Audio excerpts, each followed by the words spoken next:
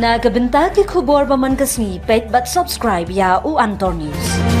Blay phi baro kini gilong ki khubor bamda kasni. Ki bor pnia district East Khasil district menta kasni kilas dangi ke pre recruitment coaching cum training. Na kabenta ki Agnivir candidates Indian Army ha ka KGP Sinot Girls High Secondary School Maukhar.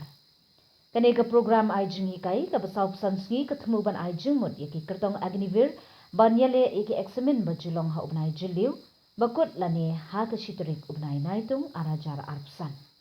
Ya ka jingelang pila pelong do ba CVD ding do IAS Commissioner Secretary GAD balaydon langru ka kong RM Kurba Deputy Commissioner IAS Kolvini Kumar Director Army Recruitment Office S Wardri MCS Additional DC but lead call Retired Officer S Venikav Sila. Haba ay jing trend shaki candidate ki bakwa banyo kam uzairil ding do ulapan pawi ka jing kodor bandrum shakat nat shipai India omtang kumkalat kamai Henry kumkalat yaki samla banong ki badon akor bat ki badon buram. Ulapan shlori ki samla bakinwan shakati ka coaching bat training man kapor kanang bakinla ban pendep ya baro artli ki common entrance exam bat physical fitness test.